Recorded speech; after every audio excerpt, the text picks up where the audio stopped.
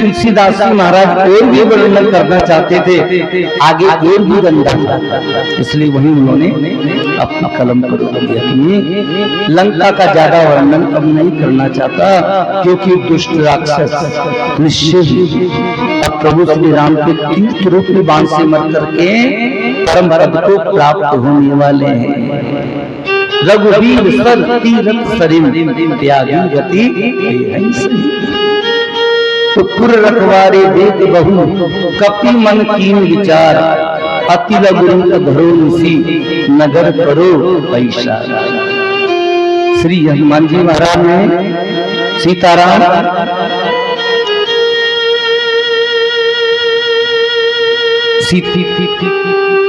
मच्छर जैसा रूप धारण किया। पुर रखवारे देख बहु कपि मन कीन विचार, और अति लघु धरो निसी नगर करो पैसा। श्री हनुमान जी महाराज ने अब मन विचार किया कि राक्षसों के दल तो चारों तरफ से बड़ी सावधानी से लंका की रखवाली कर रहे हैं, अब मैं लंका में कैसे प्रवेश करूं? मस्तक समान रूप कपि धरि। हनुमान जी ने मन ही मन में विचार किया, निर्णय किया कि मैं मच्छर जैसा रूप धारण करूं और रात्रि के समय लंका में प्रवेश करूं। बोलिए श्री हनुमान जी महाराज की। तो लंका में अर्धरात्रि को हनुमान जी महाराज जब सब राक्षस हो जाते हैं, मस्तक समान रूप कपि धरि और लोग कई चले सुमर न रह। श्री सीताराम जी के चरणों का सुमिरन करके श्री हनुमान जी महाराज लंका में प्रवेश करते हैं। तो नाम लंक में एक निश्चरी और सो के चले सी मौजूद। उसी लंका के द्वार पर लंकनी नाम की एक राक्षसी थी, वो हमेशा लंका की चौकसी करती थी। जय जय श्री राधे। तो लंकनी ने श्री हनुमान जी महाराज को लंका में जाते हुए देख लिया और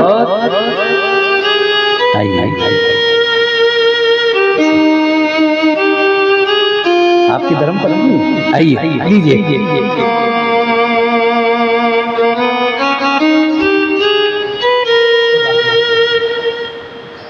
लंकनी ने श्री हनुमान जी महाराज को लंका में जाते हुए देख लिया और बोली, अरे तू कौन है?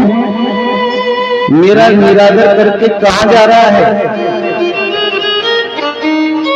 तुम्हें मालूम नहीं कि मैं लंकनी हूँ और इस लंका की मैं दिन रात चौकसी करती हूँ, और तो चोर की भांति मेरा निरादर करके कहाँ जा रहा है? चोर। हनुमान जी महाराज से लंकनी ने चोर कहा। जय जय श्री राधे। मन लगा कि सुनो, बातें मत करो, बातें मत करो। ये माता भी बहुत बात करती है, बातें मत करो मेरी माता बहनों। अब मेरे मुंह से तो मैं क्या कहूँ, ये कथा बड़े व्यास मंच पे होती, अच्छे भक्तों में होती, अच्छी जगह पे होती, अच्छे स्थान पे होती। वैसे देखा जाए तो इस कथा का अपमान हो रहा है। यह कदरवादी यहाँ के कार्यकर्ता, यहाँ के रहने वालों को आप कीजिए। लंकनी ने श्री हनुमान जी महाराज से चोर कहा कि हे चोर, तू मेरा निरादर करके कहाँ जा रहा है? तू मेरा भेद नहीं जानता। लंका के जितने भी चोर हैं ना, वो मेरे आहार है, मैं उनका भोजन करते हुए। तो जैसे ही लंकनी ने श्री हनुमान जी महाराज को से चोर कहा, तो हनुमान जी महाराज के हृदय में लंकनी का ये वचन बाण के समान है। मधुर वचन है औषधि और कटुक वचन है तीर। मीठा वचन क्या है? दवा, दवा है। आप मीठे वचन बोल करके देखो, अगला प्रसन्न हो जाएगा, हाँ, गदगद हो जाएगा। अगले से आप मीठे वचन बोलोगे ना, उसका हृदय गदगद हो जाएगा। आपसे चाय नाश्ते की पूछेगा, हाँ, तो चाय नाश्ता करो राधे श्याम जी, अजी भोजन भी कर जाओ, हाँ, है ना, इतना आदर होगा क्योंकि मन प्रसन्न हो जाता है ना, हृदय गदगद हो जाता है। इसलिए हमेशा मधुर और मीठे वचन बोलना चाहिए। कठोर वचन बोला लंकनी ने, चोर। अब बोलो, चोर की तो वो सेवा कर रही है। दुनिया का सबसे बड़ा चोर तो रावण है, जो माता जानकी जी को चुरा करके लिया है। तो हनुमान जी महाराज को क्रोध आया। हनुमान जी महाराज लंकनी को नहीं मारते। एक और बात बताओ, क्योंकि लंकनी ने हनुमान जी से चोर कहा, तो हनुमान जी ने मुट्ठी का एक महाकपि हनि रुद्र बमत धर्मी जन्मानी। श्री हनुमान जी महाराज ने अपनी मुष्टिका का प्रहार किया तो लंकनी खून की पलटी करती हुई पृथ्वी पर लुढ़क गई। हाँ, और पुण्य सवार उठी सो लंका, जोर पान कर फिर लंकनी अपने आप को संभाल करके उठी और हाथ जोड़ करके हनुमान जी महाराज के सामने खड़ी हो गई और बोली, हे बजरंगबली, जब ब्रह्मा जी जब रावण को वरदान दिया था तो उन्होंने जाते समय इन राक्षसों के विनाश की एक पहचान मुझे बताई थी कि विकल हो सकते कपि के मारे, तब जाने निश्चल संहार। हे बजरंगबली, परम पिता ब्रह्मा जी ने कहा था कि हे लंकनी, जब तू एक बंदर के भूसे से मूर्छित हो जाए तभी इन राक्षसों के विनाश का समय जान लेना। तात मोर अति पुण्य भूता और देखो नयन राम कर दूता। हे तात, हे बजरंगबली, हे मारुति नंदन, हे अंजनी कुमार, हे दुख और संकटों का नाश करने वाले, हे बजरंगबली, आज मेरे बहुत पुण्य है। आज मैं आपका दर्शन पाकर धन्य हो गई बजरंगबली। आज मेरा कुल पवित्र हो गया। आज मैं कृत्य हो गई। आज मेरे बड़े पुण्य हैं जो उन नेत्रों से दुख और संकटों का नाश करने वाले, हे बजरंगबली, मैं आपके दर्शन कर रही हूँ। हे बजरंगबली, आपकी जय हो, जय हो, जय हो। प्रविष्ट नगर कीजिए सबका जा, हृदय राज कौशलपुर राजा। हनुमान जी महाराज अब आप लंका में प्रवेश कीजिए। पहले प्रभु श्री राम के चरणों को अपने हृदय में धारण कीजिए। हृदय राखी कौशलपुर राजा, कौशलपुरी राजा प्रभु श्री राम को अपने हृदय में धारण करो और लंका में प्रवेश करो। तो हनुमान जी महाराज अब लंका में प्रवेश करते हैं। मंदिर मंदिर प्रतिकर शोधा, देखे जहते अग्नित जोधा। श्री हनुमान जी महाराज ने मंदिर देखे से। अब मंदिर का क्या काम है? राक्षसों में मंदिर का क्या काम? मंदिर तो वृंदावन में होना चाहिए। जो राक्षस गौ माता का भक्षण कर रहे हैं, मनुष्यों का, गधों का, भैंसों का, बकरों का के मांस का भक्षण कर रहे हैं, वो मंदिर में जाएंगे, वो पूजा करेंगे, वो राक्षस वो तो मंदिर को तोड़ेंगे। लेकिन मंदिर मंदिर मंदिर शब्द का ये प्रयोग गोस्वामी जी ने यहाँ क्यों किया? मंदिर तो वहां होना चाहिए जब भक्त हो। मंदिर। कहते हैं कि लंका के जितने भी भवन थे उनमें सब में गुम्बज लगा हुआ था। बाहर से तो मंदिर जैसे वो लगते थे, लेकिन अंदर तो राक्षस। दूसरा भाव, रावण भगवान शिव का परम उपासक था। तो रावण के यहाँ तो भगवान शिव पंचायत थी, रोज भगवान शिव की पूजा करता है रावण। तो राजा के यहाँ है तो लंका के प्रत्येक घर में शिवालय थे रावण की वजह से। इसलिए मंदिर मंदिर। अब जिस घर में छोटा सा शिवालय हो तो मंदिर ही तो है।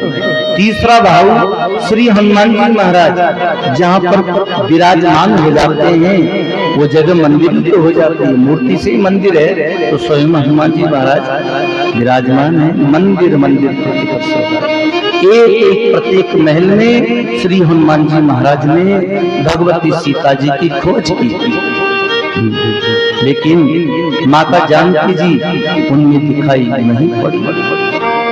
देखे जहते अग्नित योद्धा, अनेक योद्धाओं को श्री हनुमान जी महाराज ने उन महलों में देखा।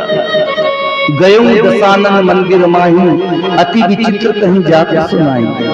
फिर हनुमान जी महाराज रावण के महल में गए। रावण का महल तो बड़ा ही विचित्र था, अद्भुत था। हाँ, हीरे मोतियों से जड़ा हुआ। हाँ, परम विलासी।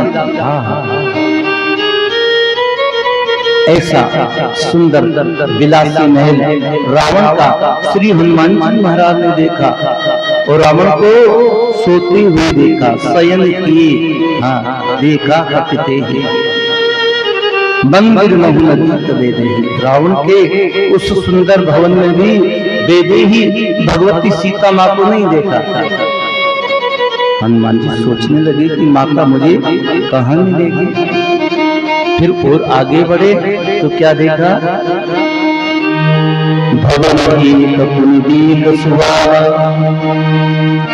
भवन एक पुनीत सुहावा, बनाया रामायण अंकित ग्रह,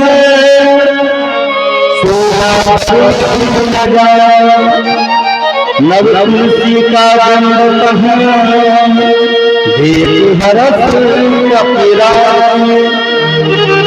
उस भवन के बगल में एक भगवान का मंदिर बना हुआ था,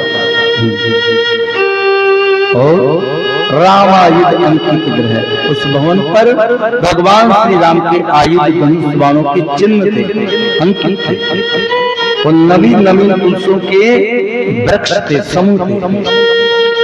तो हनुमान जी महाराज बहुत प्रसन्न हुए, देख हर्ष कपिराया कि भगवान श्री राम के आयुध धनुष बाणों के चिन्ह, तुलसी के वृंद समूह। तो हनुमान जी महाराज मन ही मन में विचार करने लगे कि लंका यहाँ कहाँ सज्जन करूँगा। अरे लंका तो राक्षसों के समूह का निवास स्थान है, यहाँ सज्जन पुरुष का कहाँ वास। मन में तरक करे हूँ कपि लागा, और ते ही समय विविध संगा। श्री हनुमान जी महाराज मन ही मन में विचार कर रहे थे। इतने में ही श्री विभीषण जी महाराज जग जाते हैं, और जग करके राम राम का सिमरन करते हैं। आप भी सो के जगो ना, तो जब भी आपको और कुछ भी नहीं बोलना चाहिए। अपने पुत्र को नाम लेकर के, पुत्री को नाम लेकर के, पत्नी को, किसी को भी नहीं पुकारना चाहिए। सर्वप्रथम राम राम राम राम का उच्चारण करना चाहिए। आपका पूरा दिन सुख में आनंद में बीतेगा। देख लेंगे भगवान शिव ने बीते संवत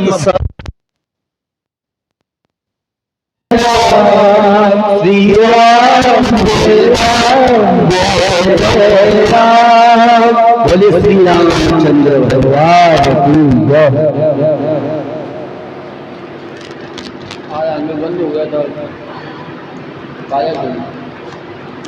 बोले श्री हनुमान जी महाराज की जय।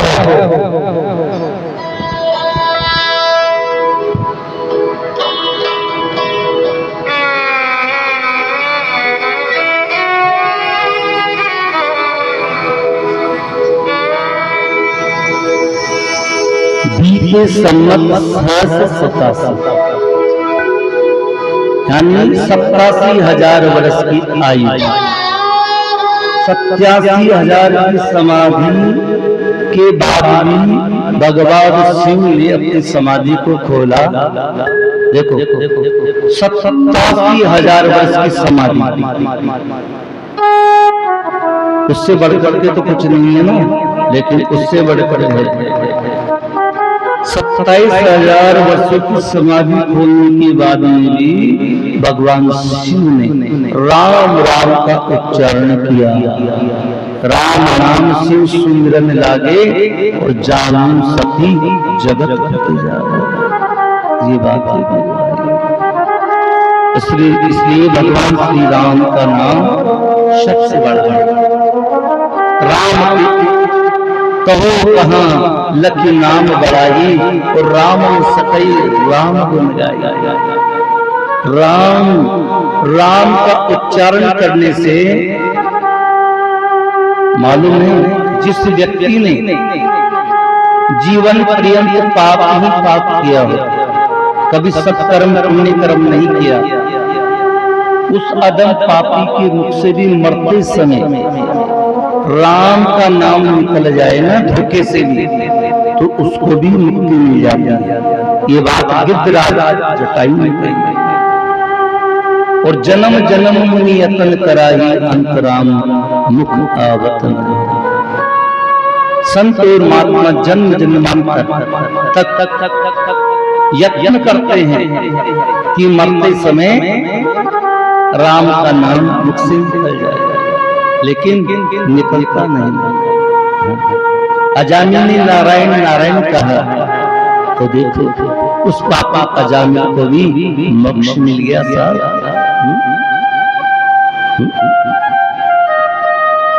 जाप नाम बल शंकर काशी और देव गतें जय सभी अविनाशी। इसी राम मंत्र के बल पे ही तो भगवान शिव काशी में मरने वालों को मुक्ति प्रदान करते हैं। यही तो मंत्र उसके कान में फूंकते हैं। यदि कोई वृद्ध व्यक्ति या वृद्ध माँ ध्यान से सुनिए, उसके प्राण निकलने वाले हैं, ध्यान देना, उसकी दुर्गति नहीं होगी, उसकी सदगति होगी। पता चल जाता है कि इसके प्राण निकलने वाले हैं। उस समय आपको क्या करना है, उसके मुख में गंगा जल और तुलसी छोड़ना है उसके मुख में, और उसके कान में राम मंत्र की फूंक मारना है, दोनों कान में, तो उसकी दुर्गति नहीं होगी, सदगति होगी। भगवान शिव यही तो करते हैं काशी में, मरने वाले के कान में राम मंत्र की फूंक मारते हैं। जाप नाम बल शंकर काशी देव गति जय सब अविनाशी। बोले श्री रामचंद्र भगवान की जय। प्रातःकाल उठे, किसी से कुछ भी नहीं बोले, और इन दो चौपाई का 16 बार बड़े भाव से ध्यान से उच्चारण करें, तो आप खुद अनुभव कर लेना कि आपका दिन वो दिन कैसा निकलता है। दुख और क्लेश तो आपके निकट ही नहीं आएगा, लेकिन हो भाव से जो आनंद सिंधु सुख राशि सी करते त्रिलोक सुपासी, सो सुख धाम राम अस्नामा अखिल लोक दायक विश्रामा। इन दो चौपाई का उच्चारण कीजिए, वह पूरा दिन आनंद में और सुख में बीतेगा। तो विभीषण जी ने राम राम का उच्चारण किया। मन मन कर करे कपिलागा और ते ही समी विभीषण जागा। राम राम की सुमिरन कीना हृदय हर्ष कपि सज्जन जीना। हनुमान जी महाराज ने विचार किया कि ये तो कोई सज्जन, कोई व्यक्ति की पहचान है, कोई भक्तराज इस लंका में रहता है। यही सनहट करियहि पहचानी और साधु की हुई न कारज हानि। अब तो मैं अपनी ओर से हठपूर्वक इन सज्जन से, इन भगत जी से परिचय करूंगा, इनसे मिलूंगा, क्योंकि ये तो कोई साधु है और साधु की हुई न कारज हानि, और साधु से कार्य में हानि। तो विप्र रूप धरि वचन सुनाए और सुनत विभीषण उठी तह आए। हनुमान जी महाराज ने ब्राह्मण का रूप धारण किया और जाकर के विभीषण जी को पुकारा कि हे भाई, आप कौन हैं? आप जरा अपना दरवाजा तो खोलिए। तो सुनत विभीषण उठी तह आए। तुरंत ही विभीषण जी महाराज उठ करके दरवाजा खोल करके बाहर निकले। और जैसे ही विभीषण जी ने श्री हनुमान जी महाराज को देखा तो विभीषण जी महाराज ने सबसे पहले श्री हनुमान जी महाराज को प्रणाम करी। प्रणाम ऊंची उसलाई और विप्र कहूं निज कथा बजाई। आपको कोई भी संत और ब्राह्मण मिले तो पहले उनसे आप उनका परिचय नहीं पूछना, पहले उनको प्रणाम करना, उसके बाद में उनका परिचय पूछना। ये शिष्टता नहीं है कि महाराज कहां से आए हो। बहुत बड़े आचार्य बनते हैं, मैंने भी देखा, लेकिन मन में अभिमान है। पहले प्रणाम करना चाहिए। करी प्रणाम ऊंची उसलाई और विप्र कहूं निज कथा बजाई। जिसमें संतों का तो बहुत ऊंचा स्थान है।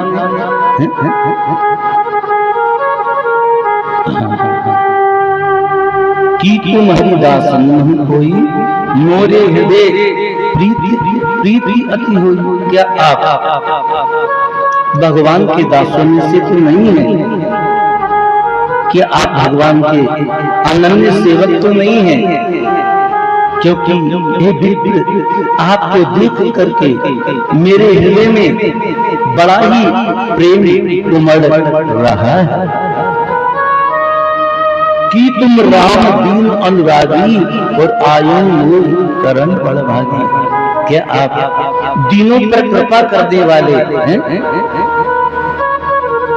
स्वयं श्री रामचंद्र जी तो नहीं है जो मुझ जैसे दिन को घर बैठे बड़भागी बनाने के लिए आए हैं। तब हनुमान कई सब राम जुगल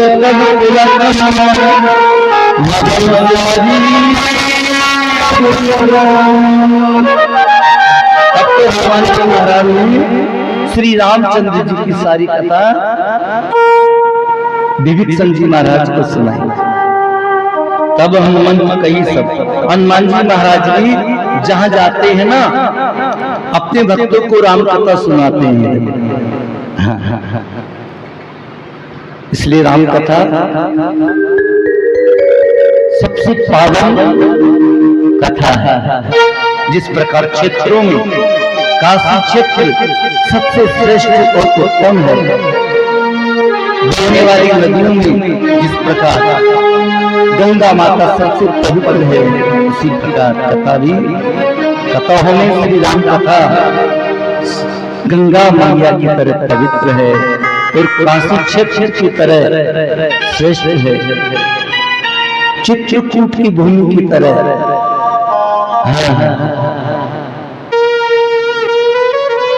चित्रकूट की भूमि की तरह तपस्वी है। अपना नाम बताया हनुमान जी महाराज ने कि हे विवेक समझी, मैं पवन पुत्र श्री रामचंद्र जी के चरणों का छोटा सा दास हूं। ये सुनते ही श्री हनुमान जी महाराज श्री विभीषण जी महाराज के दोनों नेत्रों में से प्रेम और आनंद के अश्रु बहने लगे और बोले कि सुनो हूं पवन सुत रहे हनुमान, सुनो हूं पवन सुत रहे हमारी, जिन दसमन विचारी।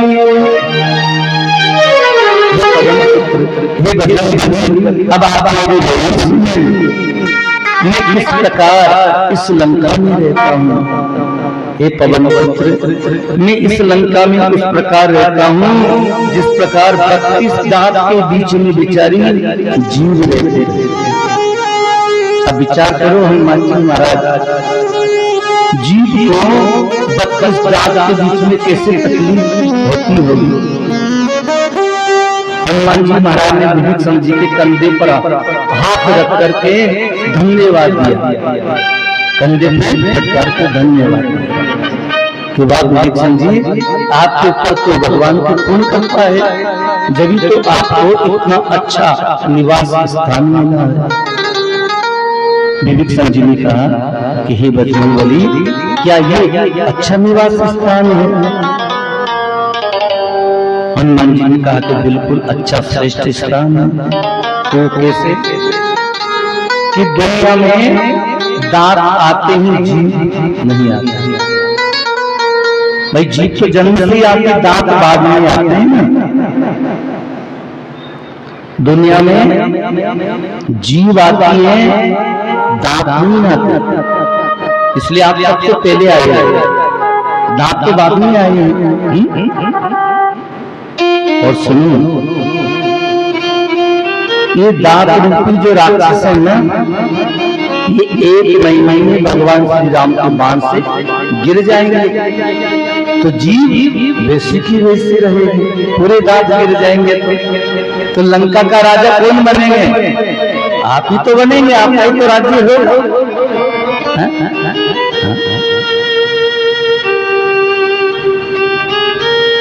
कबहू तात कबहू मोई जाने अनाथा, करी ही कृपा धाम कुल नाता। हे बजरंगबली, वो सूर्य कुल के कमल श्री रघुनाथ जी मुझ भीम पर कभी कृपा करेंगे या नहीं करेंगे? हनुमान जी महाराज ने कहा कि बिल्कुल भी नहीं करेंगे, बिल्कुल नहीं करेंगे। आप जैसे व्यक्ति पे तो हनुमान जी महाराज कभी भी कृपा नहीं करते। विभीषण जी ने कहा कि कैसे नहीं करते?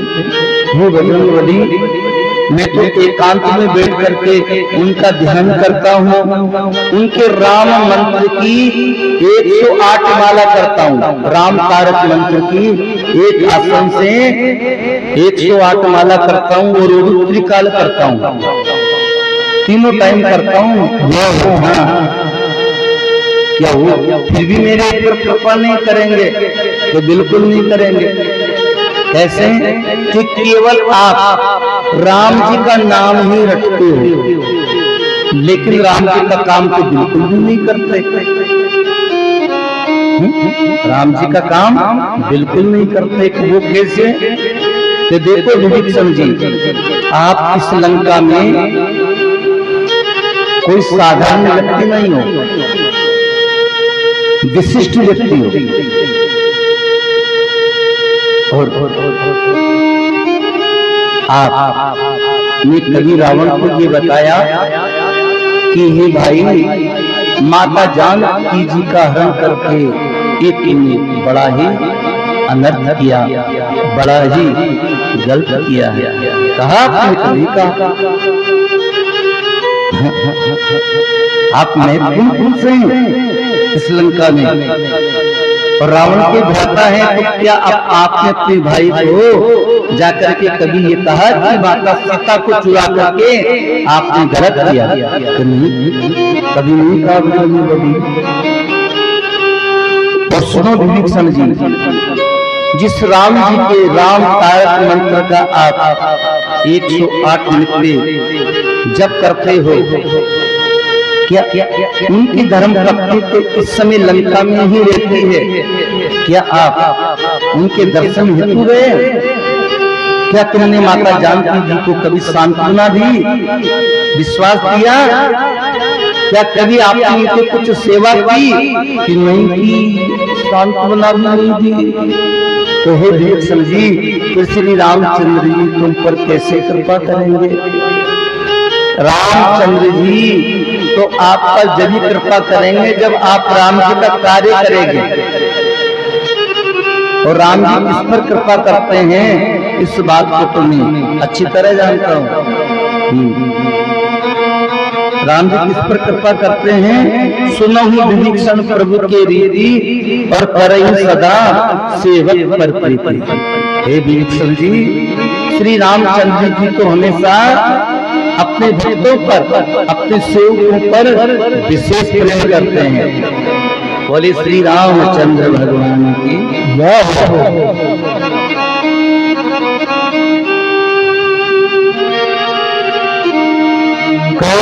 गवन परम कुलीन कपि चंचल सभी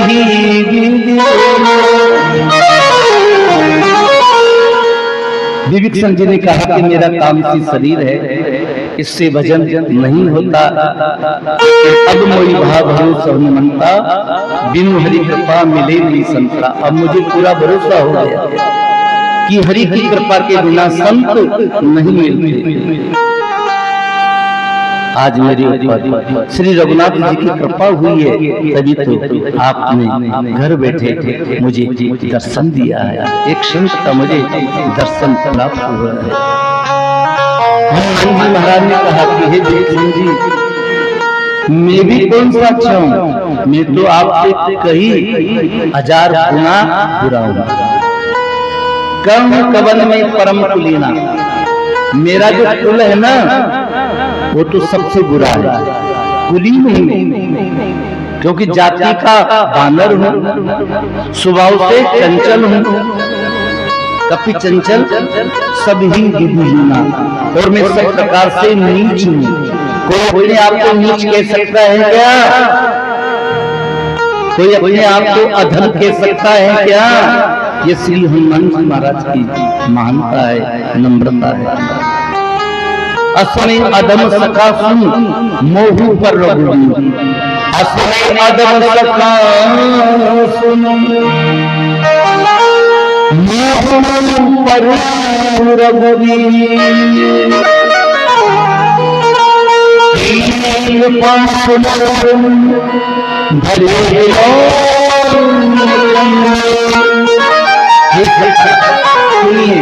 मैं तो ऐसा अदम हूँ, फिर भी श्री रघुनाथ जी ने मेरे ऊपर कृपा की है। और की कृपा स्मरण होते ही हनुमान जी महाराज का पूरा शरीर अत्यंत पुलकित हो जाता है और उनके दोनों नेत्रों से प्रेम और आनंद की अश्रों की धाराएं बहने लगती है। जो जानते हुए भी ऐसे स्वामी श्री रघुनाथ जी को भुला देते हैं, वो दुख क्यों नहीं पाएंगे भाई?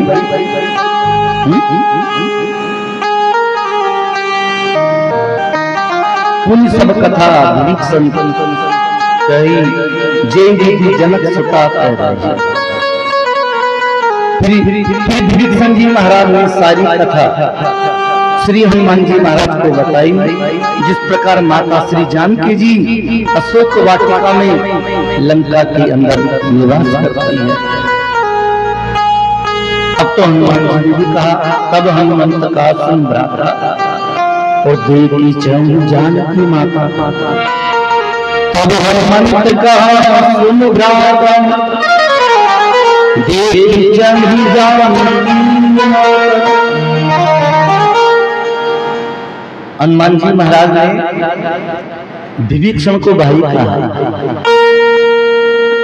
जय जय श्री राम।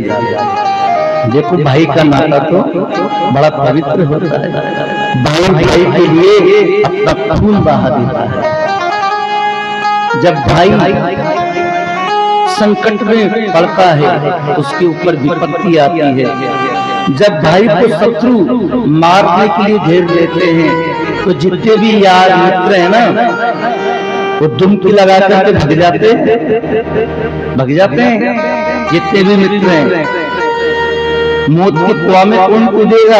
भाई तो कूदेगा लाठी लेकर के, कि मेरे भाई को बचाऊंगा, इन शत्रुओं से मैं युद्ध करूंगा। तो भाई कहा, हनुमान जी ने विभीषण जी को भाई कहा। तब हनुमान कहा सुन हे भाई, हे विभीषण, माता श्री जानकी जी को देखना चाहता हूं। तो विभीषण जी को बड़ा आश्चर्य हुआ और विभीषण जी ने पूछ लिया कि हे हनुमान जी, आपने मुझसे भाई कहा तो हम किस नाते से भाई लगे? बताइए, आपका और मेरा भाई का रिश्ता कैसे हुआ? तो हनुमान जी महाराज ने कहा कि सुनो विभीषण जी, तुम्हारे में और मेरे में इतना ही अंतर है कि मैंने अब तक पिताजी के दर्शन किए हैं। भगवान श्री राम पिताजी के दर्शन किए हैं और आपके पास मेरी माता जी की जानकारी है, इसलिए आज आप मेरी मदद करेंगे तो कल मैं भी समुद्र के किनारे पिताजी से आपकी भेंट करवा दूंगा। और कहते हैं कि हनुमान जी विभीषण जी के भाई हैं। एक कल्प में राजा दशरथ जी महाराज का पिंड, उनका कुंज खंडित होने के कारण उससे विभीषण जी का जन्म हुआ। ये सब पुराणांतर में आता है कि माता कौशल्या के रूप को, लावण्य को देख करके महाराजा दशरथ जी महाराज का तेज कुंज नष्ट हो गया।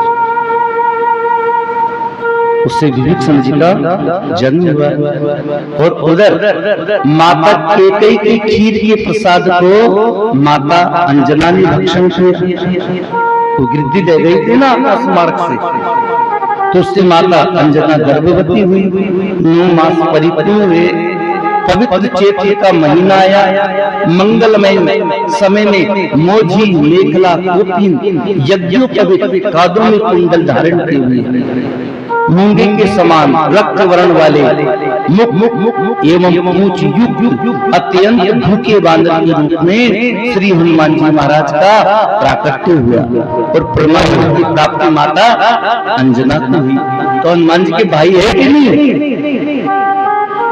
राजा दशरथ जी के पुत्र हनुमान जी और राजा दशरथ जी के पुत्र विभीषण जी, तो भाई है कि नहीं?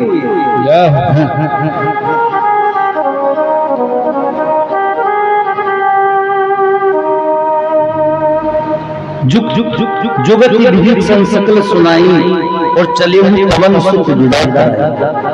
अब तो विभीषण जी महाराज ने सारी युक्ति हनुमान जी महाराज को बताई कि माता जानकी जी अशोक वाटिका में रहती है, तो आपको किस रूप, कौन सा रूप धर करके, किस मार्ग से, किस गेट से अशोक वाटिका में प्रवेश करना है। सारी युक्ति विभीषण जी ने हनुमान जी महाराज को बताई। लेकिन हनुमान जी महाराज ने यह मन में विचार किया कि विभीषण जी अभी संपूर्ण रूप से नहीं जगे, मनमोह तर्क करे कपिलागा ते ही समय विवेक समझा। लेकिन विवेक समझी अभी संपूर्ण रूप से नहीं जगे। क्यों? क्योंकि वो तो माता जानकी जी से मिलने की युक्ति बता करके ही अटक गए। वही अरे जैसे तो हनुमान जी के साथ अशोक वाटिका तक जाते युक्ति बता करके अटक गए, इसलिए संपूर्ण रूप से वो जागृत नहीं है। हनुमान जी महाराज ने भी विचार किया कि अभी विवेक समझी संपूर्ण रूप से नहीं जगे, चलो थोड़ा टाइम लगेगा। जब रावण की लात पड़ेगी ना भरी सभा में तो अपने आप जग जाएंगे। हनुमान जी महाराज अब करी सोई रूप गहूं पुनित बन अशोक सीता रह जाए। हनुमान जी महाराज ने वही मच्छर जैसा रूप धारण किया और रात्रि के समय अशोक वाटिका में प्रवेश किया। बहुत सुंदर उपवन है जहां सदा वसंत ऋतु रहती है, अनेक प्रकार के फलों के वृक्ष है। ऐसी सुंदर अशोक वाटिका में श्री हनुमान जी महाराज ने प्रवेश किया, देखा, बहुत प्रसन्न हुए। चलते चलते उसी अशोक वाटिका में एक अशोक वृक्ष के नीचे एक अस्तर पंजर को देखा। माता जानकी जी का जो शरीर है वो अस्थि पंजर जैसा हो गया। कृष्ण शीर्ष जटा एक बेनी और जपत हृदय रघुपति गुण श्रेणी। माता जानकी जी का जो शरीर है वो अत्यंत दुबला है। माता जानकी जी ने आसन को जीत लिया, उठी थी और उनके केसों की जटा बन गई। कृष्ण शीर्ष जटा एक बेनी, केस जटा जैसे हो गए। और माता जानकी सतत श्री श्री श्री राम जी का जप कर रही है, राम राम राम। हनुमान जी महाराज ने पहचान लिया कि यही माता श्री जानकी जी है। हनुमान जी महाराज ने तो पहले भगवती सीता माता को देखा ही नहीं, लेकिन कैसे जान लिया कि यही मेरी माता श्री जानकी जी है।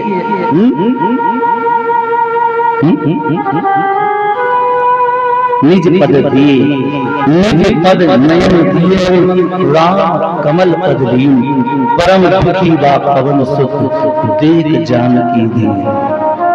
इसलिए पहचान हुई कि माता जानकी जी के जो नेत्र हैं ना वो उनके चरणों में लगे हुए हैं, और माता जानकी जी का जो मन है वो भगवान श्री राम के चरणों में लगा हुआ है।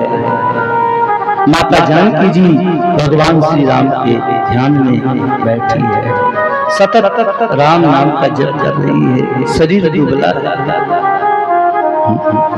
भगवान के भजन करने वाले का शरीर हमेशा दुबला होता है। जो सिद्ध तपस्वी संत होते हैं ना, हाँ, वो मोटा ताजा नहीं होते मेरी तरह, हाँ, बिल्कुल कृष्ण होते हैं, दुबले पतले। हमारे गुरु महाराज ने जानकी दास महाराज बिल्कुल दुबले पतले थे, बिल्कुल शरीर थे, मगर तपस्वी ऐसे थे कि बाप को भी बेटा दे दे वचन में। सभी डॉक्टरों ने नीचा हाथ कर दिया कि भाई तेरे भाग्य में संतान नहीं है। हाँ, अगर मुंह से वचन निकल गया कि जा तेरे बेटा होगा तो बेटा ही होगा। जो चाहे वो करने की उनमें सामर्थ्य सिद्ध महापुरुष। तो हनुमान जी महाराज ने तरु पल्लव में रहा लुकाई, करहु विचार करोगा भाई। अब तो हनुमान जी महाराज ने मन ही मन में भगवती जानकी जी को प्रणाम किया। माता है ना, मन ही मन में भगवती सीता माता को प्रणाम किया और वृक्षों के पत्तों में जाकर के हनुमान जी महाराज छुप जाते हैं। मच्छर जैसे ही तो है। तीही अवसर रावण कहे हवा, संग नारी बहु विदे। ये बना। उसी अवसर पर हनुमान जी महाराज ने जैसे ही माता जानकी जी का दर्शन किया तो उनको पता ही नहीं चला कि सवेरा कब हो गया। माता जानकी जी के चरणों में ऐसा ध्यान लगा हनुमान जी को, तो सवेरा ही हो गया। हनुमान जी महाराज को पता ही नहीं चला। और सवेरे होते ही रावण अपने साथ मंदोदरी आदि रानी को लेकर के और भगवती सीता जी के पास आया और बोला, क्या बोला कि हे स्वामी, मंदोदरी आदि जितनी भी मेरी रानियां हैं उन सबको मैं तुम्हारी दासी बना दूंगा। ये मेरा सच्चा प्रण है। कह रावण सुन सुमुखी सयानी, मंदोदरी आदि सब रानी तब अनुचरी करो बन मोरा, एक बार विलोक न मोरा। बस एक बार आप मेरी ओर देख लो। अब देख लो का मतलब रावण का ये थोड़ा था जो लोग अर्थ का अनर्थ करते हैं। रावण का मतलब ये थोड़ा था कि तुम मेरे को पुत्र के रूप में मान लो, इसलिए देख लो। अर्थ इसी चौपाई में छुपा हुआ है कि ही माता, जिस दृष्टि से आपने गिद्धराज जटायु को देखा था तो जटायु को मोक्ष मिल गया। जटायु ने जीवन में कभी भजन नहीं किया था क्या? गिद्ध अदम खग आमिष भोगी और गति दीनी जो जा चुकी। जिस कृपा दृष्टि से आपने गिद्धराज को जटायु को देखा था, जिसने जीवन में कोई सत्य कर्म नहीं किया, कोई व्रत उपवास नहीं किया, कभी साधु संतों का संग नहीं किया, गिद्धराज जटायु ने कभी साधु संतों की सेवा नहीं की, फिर भी उसको मोक्ष मिल गया। क्यों? क्योंकि माता जानकी जी को जब गिद्धराज जटायु ने छुड़ाया था उस समय माता श्री जानकी जी की दृष्टि उस गिद्धराज जटायु पर पड़ गई, कृपा दृष्टि, तो उसको मोक्ष मिल गया। कैसा मोक्ष मिला? गिद्ध देर लगी धरी हरि रूप, यानी दूसरा हरि बन गया। भगवान ने उसको अपनी सारूप्य मुक्ति प्रदान की। कोई चतुर्भुज रूप धर करके गिद्धराज जटायु भगवान के परम धाम को चला गया। हे माता, जो दृष्टि आपने सुग्रीव, जिस दृष्टि से आपने वानरराज सुग्रीव को देखा था, तो सुग्रीव को अपना राज्य मिल गया। भगवान श्री राम ने सुग्रीव को मित्र बना लिया। तो मैत्री कीजिए। जब माता जानकी जी ने आकाश मार्ग से रावण के रथ में से कुछ आभूषण फेंके थे ना ऋषि मुख पर्वत पे, उस समय भगवती सीता जी की दृष्टि सुग्रीव को भी पड़ गई थी। इसलिए भगवान ने सुग्रीव को अपना मित्र बनाया, बाली का वध करके सुग्रीव को स्कंधा का राज्य दिलाया। इसलिए माता की दृष्टि जिसके ऊपर पड़ जाए ना, उसके 100 पूर्ण माप हो जाते हैं। कितने? 100 पूर्ण माप, 100 हत्या। इसलिए रावण का भाव है कि मैंने जीवन में बहुत पाप किया है, मैं व्यभिचारी हूं और मेरे साथ ये है ना तब अनुचरी, ये भी पाप की भागी है। इसलिए एक बार विलोक मेरी ओर देख, मेरी दासियों का सबका कल्याण हो जाएगा, ये आपकी दासी बन जाएगी।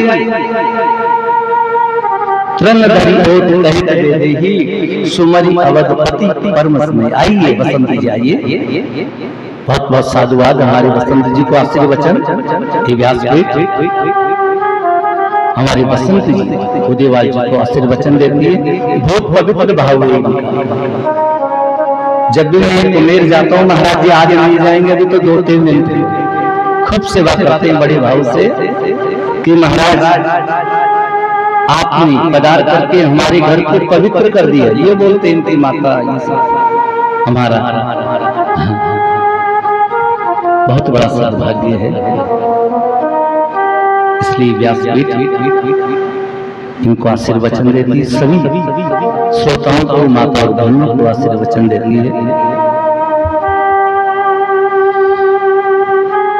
त्रन धरि कोट कहत वेदे ही सुमरि अवधपति परम स्नेही। माता जानकी जी ने तिनके की ओट लेकर के अपने परम स्नेही भगवान श्री राम का स्मरण करके रावण से बोली कि रावण सुन, जुगनू के प्रकाश से कभी कमल नहीं खिलता, सूर्य के प्रकाश से कमल खिलता है। तू अपने मन ऐसा ही समझ ले। हे दुष्ट, तो मुझे सुनने नहीं हटाया, तुझे लज्जा नहीं आती? माता जानकी जी के इन कठोर वचनों को सुन करके और रावण क्रोधित हो गया, क्रोधित हो गया और बोला, सीते रावण का अपमान किया है, मैं इस चंद्रहास तलवार से तेरे शीश को काट दूंगा। मंदोदरी रावण का हाथ पकड़ लेते हैं। रावण जी माता जानकी जी को मारने के लिए तलवार निकाली तो मंदोदरी ने रावण का हाथ पकड़ लिया और बोली कि हे महाबली, हे रावण, आप जैसे वीर पुरुषों को एक अबला स्त्री पर प्रहार करना शोभा नहीं है। आप ये अपनी तलवार अपनी म्यान में रखिए। राम देखो मंदोदरी क्या बात है कि आप ये अपनी तलवार अपनी म्यान में रखिए। तो देखो रावण ने तुरंत ही मंदोदरी के कहने से अपनी चंद्रहास तलवार अपनी म्यान में रख लिया। तो विचार करो मेरे भाई कि 10 सिर वाला रावण भी अपनी पत्नी का कहा मानता है, तो एक सिर वाला अपनी पत्नी का कहा मान ले तो कौन से आश्चर्य की बात है? अपनी पत्नी की बात मानना चाहिए। आप तो एक सिर वाले, 10 सिर वाला रावण की पत्नी की बात मानता है। तो रावण बोला, 10 दिवस में कहा न माना तो मैं मारब काढ़ी कृपाना। हे सीते, यदि 1 महीने में तूने मेरा कहा नहीं माना तो मैं इस चंद्रहास तलवार से तुम्हें मार डालूंगा। मास दिवस में कहा न माना तो मैं मारब काढ़ी कृपाना। बहुत भविष्य लेकिन इतना समय नहीं है। रावण ने अपनी अनुचरी राक्षसों को बुलाया और कहा कि तुम सीता को अनेक प्रकार से बुरी बुरी भेष डर करके समझाओ, इसको डराओ, जिससे ये 1 महीने में मेरा कहा मान ले। भवन गयं 10 कंदर, भवन गयं 10 कंदर, यहाँ साथ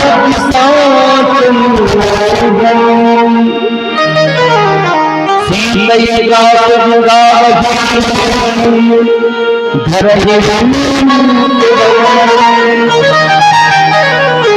ऐसा करके अपनी भवन को चला जाता है। राक्षसों को आदेश दिया कि राक्षस बुरा रूप बना करके, बुरा भेष बना करके माता जानकी जी को ताड़ना देती है, फटकार देती है। यही सीते देखो हमारे लंका पति का कहना मान लो, तुम्हें अपनी पटरानी बना देंगे। हाँ, नहीं तो तुम्हें अपने जीवन से हाथ धोना ही पड़ेगा। हमारी महाराज का हे सीते इसमें ही तुम्हारी भलाई है। कहते हैं कि उन्हीं राक्षसों में एक त्रिजटा नाम की राक्षसी थी। त्रिजटा नाम राक्षसी ने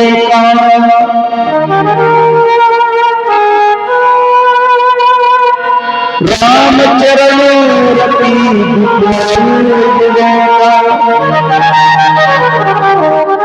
सपने बोल सुना यस सपना सीता से करना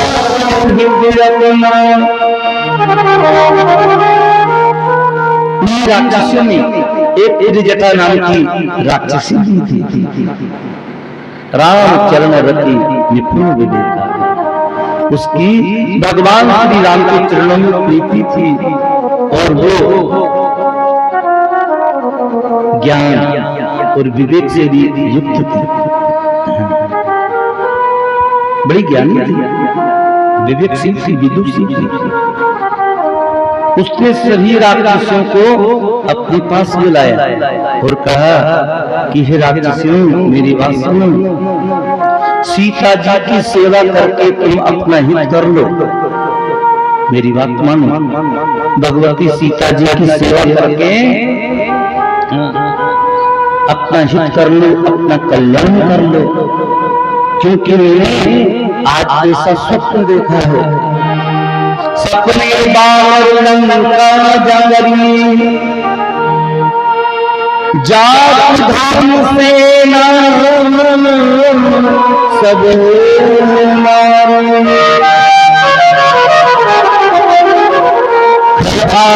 मगध दस सीसा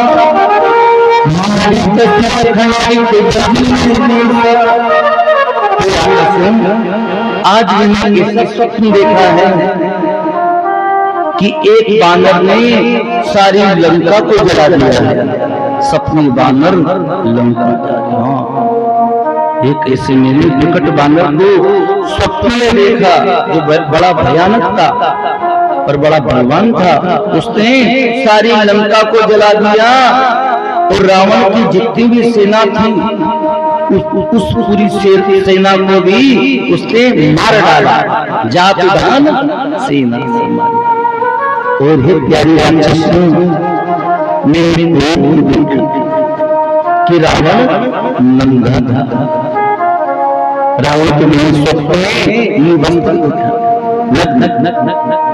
और नग्न होकर के वो गधे पर सवार था। खर आयु नदन दस सीसा लिंबित सिर खंडित भुजनीसा, और उसके 10 सिर थे वो मुड़े हुए थे और उसकी 20 भुजाएं कटी हुई थी। और यही दिशो दक्षिण दिशि जाई और लंका मनहु विभीषण पाई। और वो रावण गधे पे सवार होकर के दक्षिण दिशा में यमपुरी की ओर जा रहा था। दक्षिण दिशा में इस लंका का राज्य विभीषण को मिला। लंका मनहु विभीषण पाई। लंकापति फिर विभीषण ने बना। नगर फिरी रघुवीर आई। एक प्यारी राक्षसों, पूरी लंका के नगर में श्री रामचंद्र जी की दुआएं मिल गई। फिर प्रभु श्री राम ने सीता जी को अपने पास बुला लिया। तब प्रभु सीता भूली पटाई। और हे प्यारी हो, ये सपना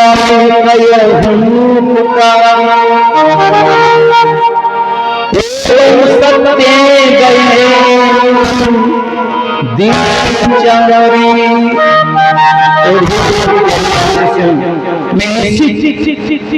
बलपूर्वक तुमसे कहती हूँ कि मेरा स्वप्न है ना, 4 ही दिन में सत्य हो जाएगा। हनुमान जी महाराज जिस वृक्ष के पत्तों में बैठे थे तो मन में विचार कर रहे हैं कि मैं आया और पूरी जटा ने लंका जलने का स्वप्न देखा। तो भगवान श्री राम जितना भी जल्दी कर सके त्रिजटा के स्वप्न को सत्य कर दे। हनुमान जी महाराज का लंका जलाने का संकल्प यहाँ से हुआ, सपने लंका बानर जलाने। क्योंकि त्रिजटा की इस वार्तालाप को हनुमान जी भी तो सुन रहे हैं कि मैं आया और त्रिजटा ने लंका जलाने का स्वप्न देखा। तब इसका स्वप्न तो भगवान जल्दी से जल्दी सत्य हो जाए। तासु बचन सुनते सब डरी और जनक सुता की चरणन परी। त्रिजटा के इन वचनों को सुनकर के सारी राक्षसियां डर गई, थर थर थर थर कांपने लगी। ये बानर ने पूरी लंका को जला दिया तो हमारा भी घर जलेगा, ऐसा हो गया। और वो माता श्री जानकी जी के चरणों में मिल जाती है। हे भगवती, हे वैदेही।